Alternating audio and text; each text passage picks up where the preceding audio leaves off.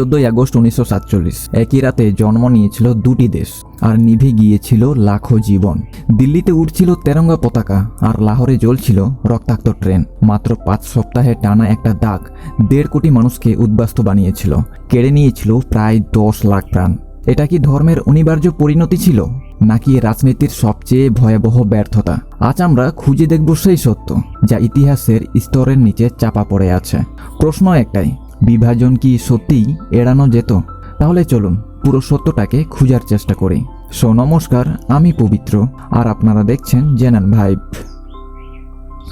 অধ্যায় 1, বিভাজনের বীজ, ব্রিটিশ কৌশল এবং বিভাজনের শুরু। 1947 সালের বিভাজনের গল্প আসলে শুরু হয়েছিল অনেক আগে, 1857 সালে। সেই বছর ভারতীয় সিপাহীরা বিদ্রোহ করেছিল ব্রিটিশদের বিরুদ্ধে এবং সেই বিদ্রোহে হিন্দু মুসলিম ঐক্যবদ্ধভাবে একসাথে লড়াই করেছিল। ব্রিটিশরা যদিও জিতেছিল, কিন্তু তারা গভীরভাবে ভয় পেয়েছিল এই ঐক্যবদ্ধ দেখে। লর্ড এলফিনস্টোন তখন বোম্বাইয়ের গভর্নর ছিলেন। তিনি স্পষ্টই বুঝতে পেরেছিলেন যে যদি ভারত এক থাকে তাহলে ব্রিটিশ শাসন আর টিকবে না। তাই তিনি এক নতুন নীতির কথা বলেন, ভারতকে ভাগ করো, তারপর শাসন করো। আর সেখান থেকেই ধীরে ধীরে বিভেদের বীজ বুনতে শুরু করে ব্রিটিশ সরকার। 1871 সালে যখন ব্রিটিশরা প্রথম জনগণনা করলো, তখন তারা মানুষকে ভাগ করলো ধর্ম অনুযায়ী, হিন্দু, মুসলিম, শিখ, খ্রিস্টান। কিন্তু এর আগে মানুষের পরিচয় ছিল মূলত এলাকা এবং ভাষা অনুযায়ী, বাঙালি, পাঞ্জাবি, মারাঠা। কিন্তু এরপরে নতুন করে পরিচয়ের কেন্দ্র হয়ে দাঁড়ালো ধর্ম। 1906 সালের 30 ডিসেম্বর ঢাকায় জন্ম নিল অল ইন্ডিয়া মুসলিম লীগ, যার নেতারা দাবি করলেন মুসলিমদের স্বার্থ আলাদা এবং হিন্দু সংখ্যাগরিষ্ঠ ভারতে তারা নিরাপদে থাকতে পারবে না। এরপর 1909 সালের মর্লে মিন্টো সংস্কার সেই হিন্দু মুসলিম বিভাজনকে সরকারি স্বীকৃতি দিল। চালু হলো পৃথক নির্বাচনী ব্যবস্থা, হিন্দুরা ভোট দিবে হিন্দু প্রার্থীকে আর মুসলিমরা মুসলিম প্রার্থীকে। এর ফলে রাজনীতি ধীরে ধীরে ধর্মের খাঁচায় বন্দী হয়ে পড়ল। শুরু হলো দুই মতাদর্শের সংঘাত। 1915 সালে দক্ষিণ আফ্রিকা থেকে ফিরে এসে গান্ধী স্বপ্ন দেখতেন রামরাজ্যের, যেখানে সব ধর্ম সমান হবে। ইন্ডিয়ান ন্যাশনাল কংগ্রেসও বিশ্বাস করত ভারত মূলত একটাই জাতির দেশ, ধর্ম মানুষের ব্যক্তিগত ব্যাপার আর রাজনীতি হবে ধর্মনিরপেক্ষ। কিন্তু মুসলিম লীগ বলল সম্পূর্ণ ভিন্ন কথা। মোহাম্মদ আলী জিন্নাহ, যিনি লন্ডনে পড়া ব্যারিস্টার এবং একসময় কংগ্রেসের নেতা ছিলেন, তিনি 1920 দশকে হতাশ হয়ে পড়লেন, কারণ কংগ্রেস তার মতামত শুনছিল না এবং মুসলিম স্বার্থ উপেক্ষিত হচ্ছিল।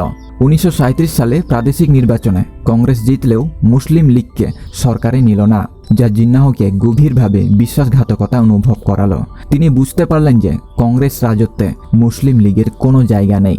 এরপর 1939 সালে যখন দ্বিতীয় বিশ্বযুদ্ধ শুরু হলো এবং ব্রিটিশরা কংগ্রেসকে না জানিয়েই ভারতকে যুদ্ধে টেনে নিল, তখন কংগ্রেস নেতারা ক্ষুব্ধ হয়ে মন্ত্রিসভা ছেড়ে দেয়।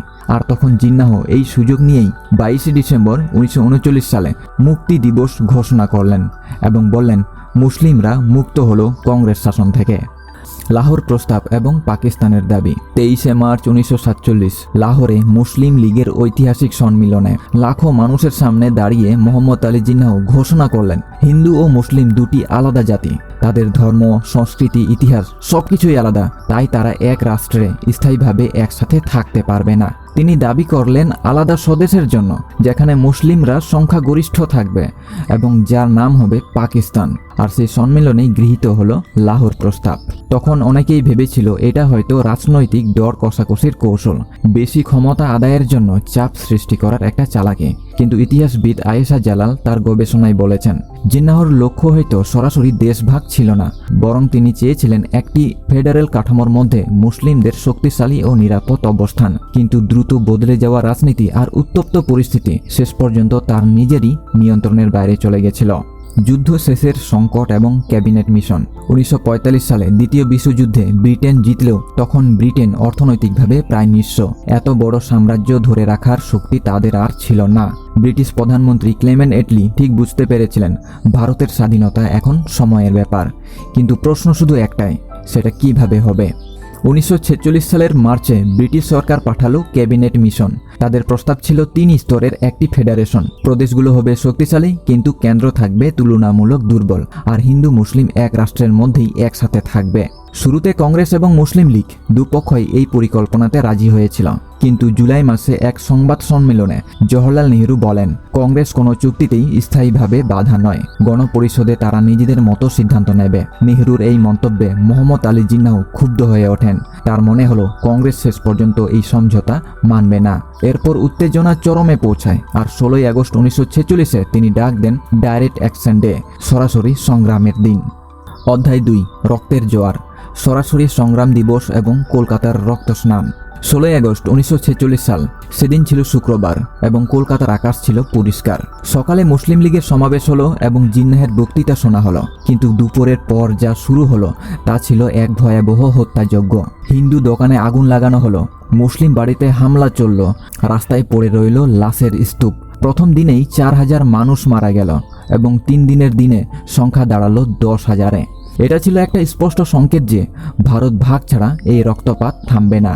কলকাতার এই আগুন দ্রুত ছড়িয়ে পড়ল নোয়াখালীতে হিন্দু নিধন, বিহারে মুসলিম হত্যা এবং পাঞ্জাবে শিখ মুসলিম সংঘর্ষে।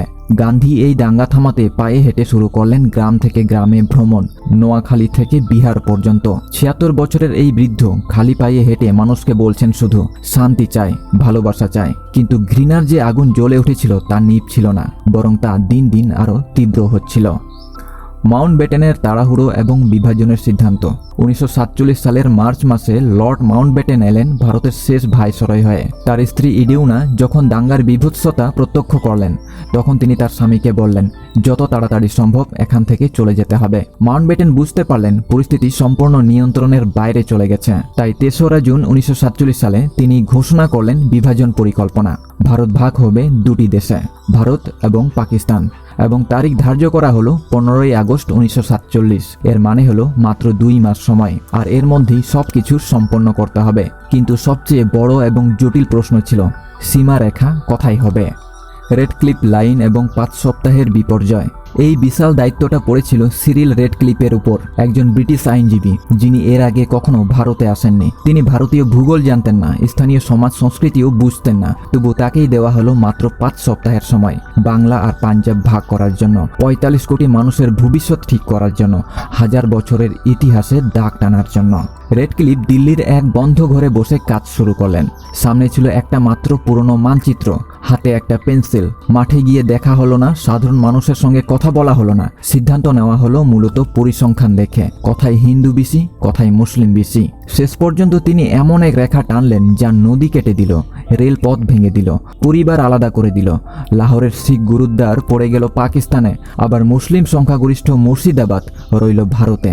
অনেক ক্ষেত্রে রাজনৈতিক চাপই চূড়ান্ত সিদ্ধান্ত ঠিক করেছিল। পরে রেডক্লিফ নিজেই স্বীকার করেছিলেন তিনি পুরো পরিস্থিতি বুঝে ওঠার আগেই এই কাজ করতে বাধ্য হয়েছিলেন। বিতর্কিত প্রশ্ন এবং ব্রিটিশ দায়। আর এখান থেকেই প্রশ্ন ওঠে, কেন এত তাড়াহুড়ো করা হলো? ইতিহাসবিদ ইয়াসমিন খান বলেন যে ব্রিটিশরা চাইছিল দ্রুত পালাতে, যাতে দায় এড়াতে পারে। রেডক্লিফ লাইন প্রকাশ করা হলো 17 আগস্ট, স্বাধীনতার 2 দিন পরে। কিন্তু কেন?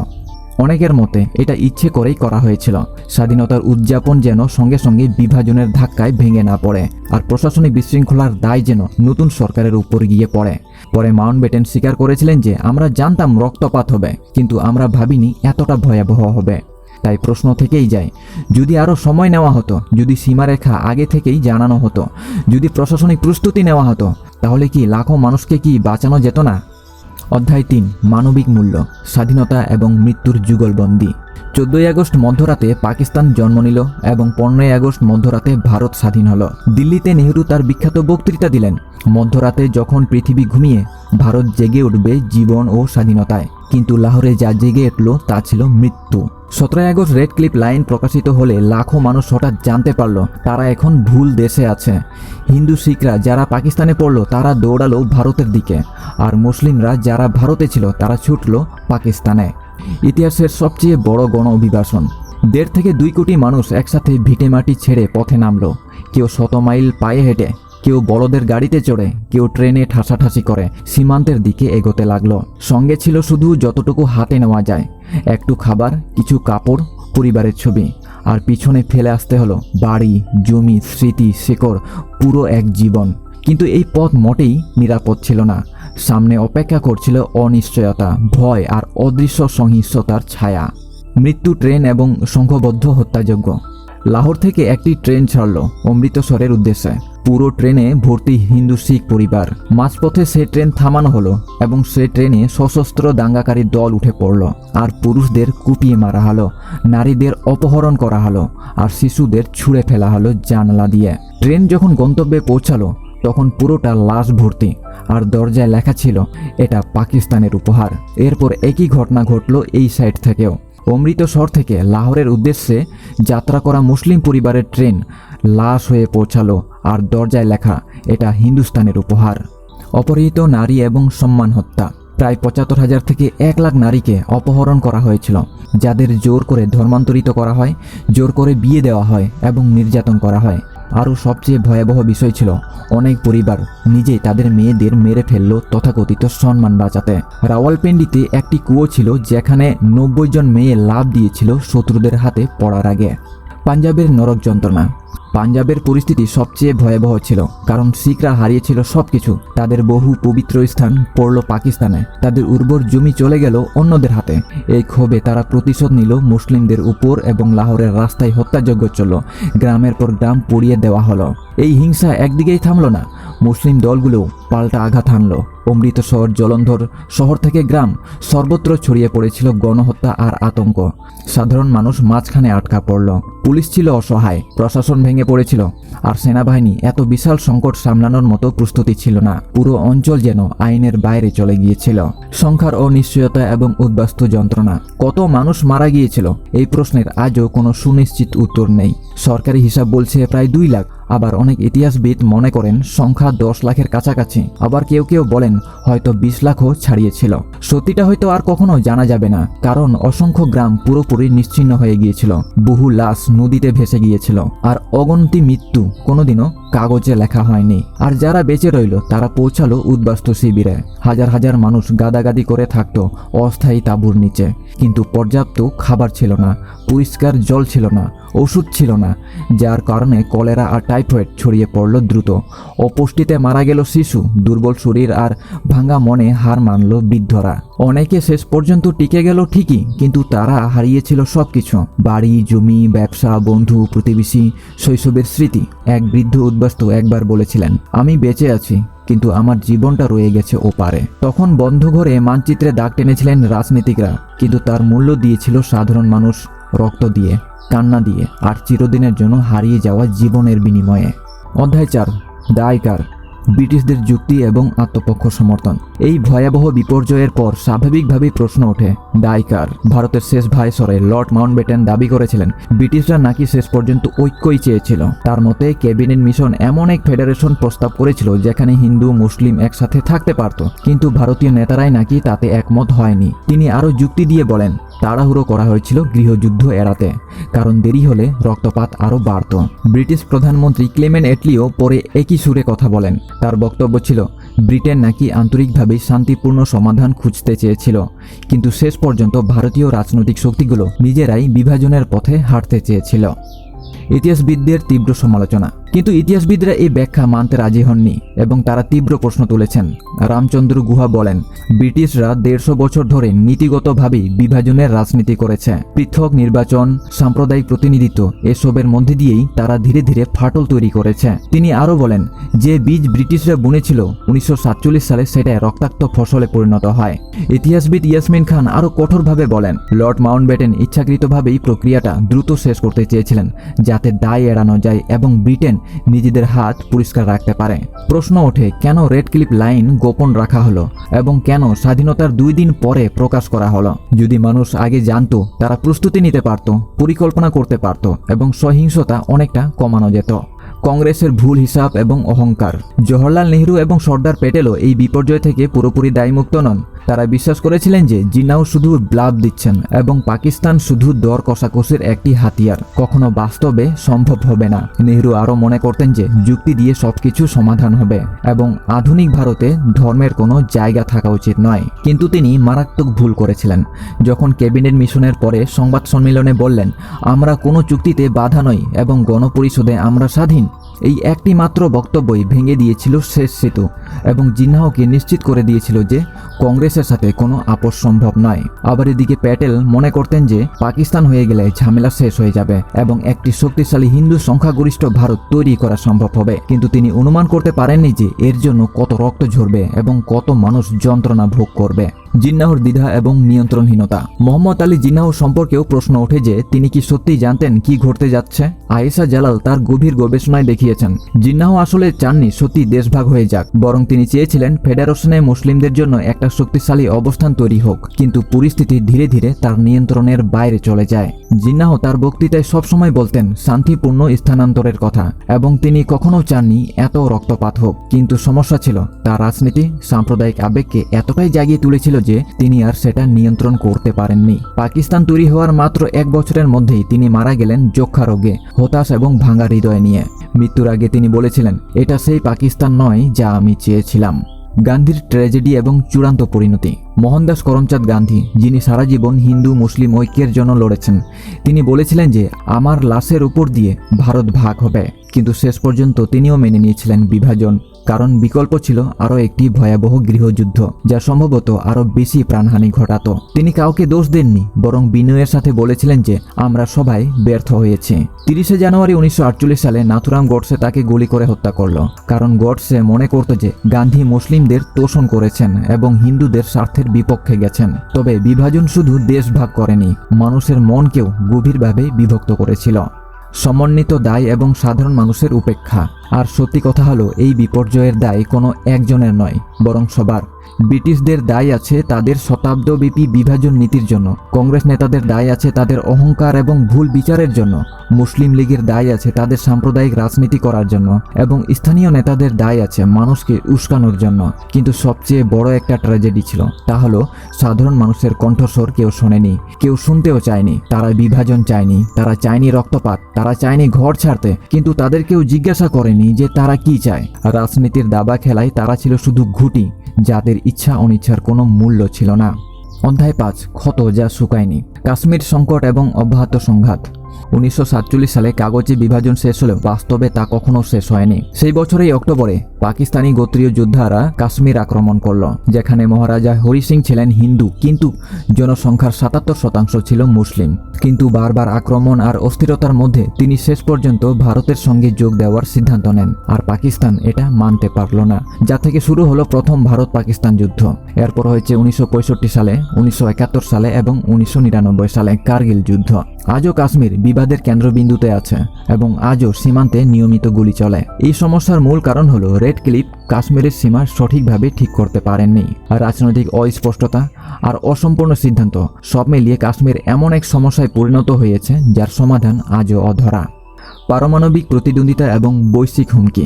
1998 সালে ভারত পারমাণবিক পরীক্ষা করল এবং তার জবাবে পাকিস্তানও পারমাণবিক পরীক্ষা করল, যার ফলে এই দুটি দেশ এখন পারমাণবিক শক্তিতে পরিণত হয়েছে এবং একে অপরকে সম্পূর্ণ ধ্বংস করতে সক্ষম। বিশ্বের সবচেয়ে বিপজ্জনক সীমান্ত হিসেবে বিবেচিত হয় ভারত পাকিস্তান সীমান্ত, যেখানে দুই পারমাণবিক শক্তি সরাসরি মুখোমুখি অবস্থানে আছে। এই বিপদের শিকড় তৈরি হয়েছিল সেই 1947 সালেই। উদ্বাস্তুদের অধিকার এবং হারানোর বেদনা। আজও পাঞ্জাবে মানুষ তাদের পূর্বপুরুষদের সেই দিনের কথা বলে যখন সবকিছু হারিয়ে খালি হাতে সীমান্ত পার হতে হয়েছিল। আমার দাদার লাহোরে 3 তলা বাড়ি ছিল, রেশমের ব্যবসা ছিল, সব ফেলে খালি হাতে এসেছিল। এমন গল্প প্রজন্মের পর প্রজন্ম শোনা যায়। আজও দিল্লিতে এবং করাচিতে উদ্বাস্তু কলোনি আছে যেখানে 3 প্রজন্ম বাস করছে। বাংলায় উদ্বাস্তু মানুষ আজও বাঙাল পরিচয় বহন করে, যা তাদের আলাদা করে রাখে। তারা এখানকার নয়, তারা ওখানকার। এই স্মৃতি এবং পরিচয় প্রজন্মের পর প্রজন্ম চলে আসে। বিভাজনের অব্যাহত রাজনীতি। আজও ভারত এবং পাকিস্তান উভয় দেশের রাজনীতিকরা বিভাজনের রাজনীতি ব্যবহার করেন নির্বাচনে জয়ী হওয়ার জন্য। সাম্প্রদায়িক বক্তৃতায় তারা বনাম আমরা, হিন্দু বনাম মুসলিম, এই বিভাজনের ভাষা ব্যবহার করা হয়। ঘৃণার ভাষা এবং অবিশ্বাসের রাজনীতি চর্চা করা হয়। পাকিস্তানে বলা হয় ভারত শত্রু এবং ভারতে বলা হয় পাকিস্তান শত্রু। শিশুরা এই বিদ্বেষ নিয়েই বড় হয় এবং প্রজন্মের পর প্রজন্ম ধরে এই ঘৃণার চক্র চলতে থাকে। পার্টিশন মিউজিয়াম এবং জীবন্ত স্মৃতি। অমৃতসরে অবস্থিত পার্টিশন মিউজিয়ামে সংরক্ষিত আছে বিভাজনের জীবন্ত স্মৃতি, চিঠি যা কখনো পৌঁছায়নি, ফটোগ্রাফ যার পরিবার এখনো বিভক্ত দুই দেশে আছে, জিনিসপত্র যা মানুষ শেষ সম্পদ হিসেবে সাথে এনেছিল। সেখানে একটি চাবি প্রদর্শিত আছে যা ছিল লাহোরের একটি বাড়ির, যার মালিক দিল্লিতে মারা গেছেন, কিন্তু চাবি রেখে গেছেন এই আশায় যে একদিন ফিরে যাব। সেই একদিন আর কখনো আসেনি। বেঁচে থাকা মানুষের সাক্ষ্য। মিউজিয়ামে রেকর্ড করা আছে হাজারো মানুষের হৃদয় বিদারক সাক্ষাৎকার। 95 বছরের এক বৃদ্ধা বলেন, আমি এখনও স্বপ্ন দেখি আমার গায়ের, যেখানে আমি খেলেছি শৈশবে, কিন্তু এখন সেটা আর আমার দেশ নয়।